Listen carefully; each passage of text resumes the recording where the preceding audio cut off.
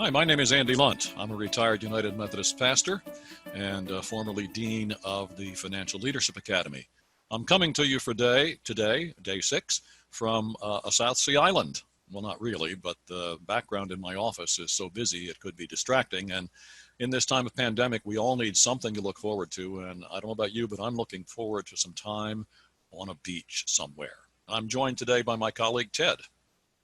Thank you, Andy. And hi, I'm Ted Brown, a lay member. I've been involved with the church for many, many years.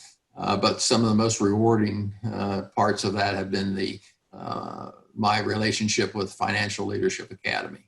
I was chosen to be a coach in FLA 1. I continue to serve as a coach in FLA 2. And as you know, Andy and I are working together on leadership and culture change here in FLA 3. So it's very good to be with you here on day 6. And just to refresh you in terms of day 6, we're going to talk about forming the team.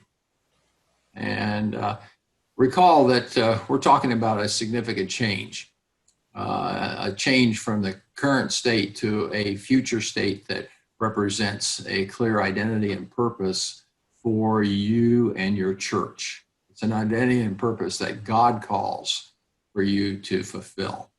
And that sometimes means you're going to need a strategy to do that.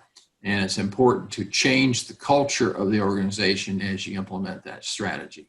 And if you'll recall, we said that you can have a great strategy, but culture will eat it every time. So you have to address both of those. If you try to address both of those by yourself, you're going to have many, many different emotions. You're going to be anxious. You're going to be overwhelmed. You're going to be burned out. You're going to have many questions. And sometimes you even feel like you're going to be in a cloud.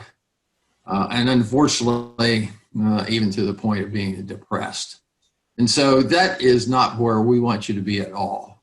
In fact, there are very many capable people that can help you make this journey. And in order to do that, you need to form a team. This team would be made up of people from within the congregation, some serving on church committees, but some not on church committees. They're going to become a very effective network of people that are going to help you through this journey. So Andy's going to talk to you a little bit about what the core team would look like. Well, this can be the same team as described in 4DX, and it'll be a sounding board and a test kitchen for ideas. It will be a group of influence leaders within the congregation, and in particular, people who have influence with those other individuals in positional authority, in positions of authority who hold offices in the church. But forming the team is really an essential and very important part of the process, and we want to talk about some of the characteristics of that core team. These are people who will recognize that commitment to Jesus is the foundation for all leadership and for the church. And so it's important for the pastor to recognize that these are people who have a deep personal spiritual life.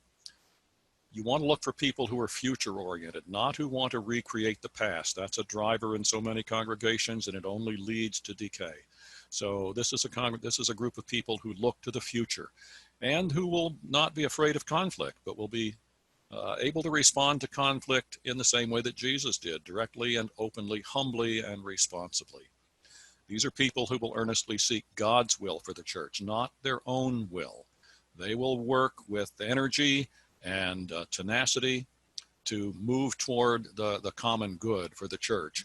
And I think it's important to say that you're not looking for people who already hold positions of authority in the church. In an ideal situation, these would be people who don't come with an agenda that they carry because of the committee or the responsibility that they have. I understand that in a small church it may not be possible, but where you have people who come with conflicting responsibilities, it'll be most important to try and help them move beyond the responsibilities they come with and to try to be open to new directions. These are people who will be determined to be servant leaders, not seeking to build themselves up or to use their role on the core team as an opportunity to enhance their own power or status.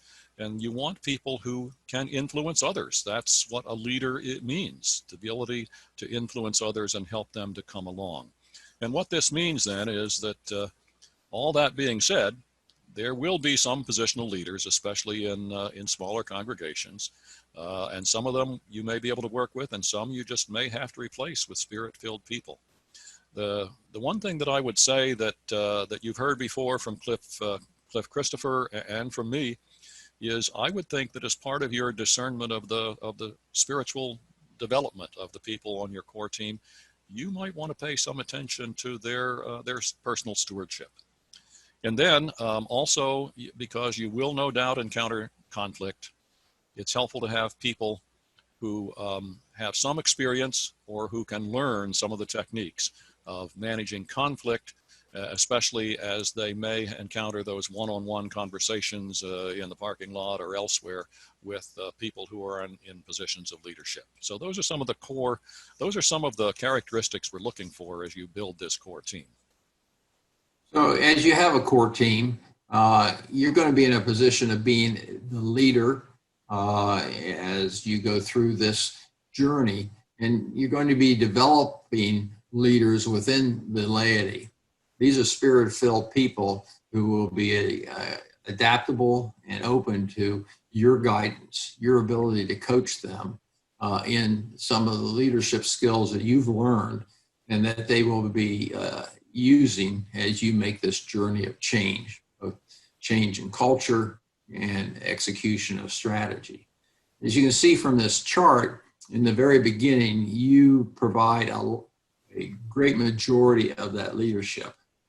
As you move through time, you're taking those responsibilities and enabling others to fulfill those. And the congregation begins to listen to those people that are part of your core team.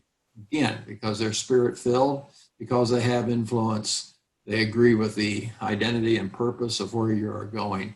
And they will be the ones that can handle some of the one-on-one conversations that might occur when people don't understand or agree with the change. And while this shows low coverage by you in terms of the pastor, in terms of leadership, we're talking about the strategy and the change. Actually, what this does is free you up to use your skill set, be out in the community, to be bringing others to Christ, to be welcoming people into the fold who need some guidance. And so there's many, many other capabilities that you have that you'll be free to go ahead and use those because you've developed leaders. So you have a couple of action steps here. If you already have a team in place, I think it's good just to go back and meet with each one of them and talk about the characteristics of an effective team leader, as well as their responsibilities. It's good to have that in front of them. And in fact, you might even think about creating a covenant with them in this regard. If you haven't created a team, now's the time to get started recruiting leaders to your team so that you can have that sounding board and that support as you go through this journey. So good luck with creating that team. It's going to be vital in order for you to make this transition and help lead your church to a new place of vitality, a new place of spiritual fulfillment, and a new place of having an impact on the community and fulfilling God's wishes for your church.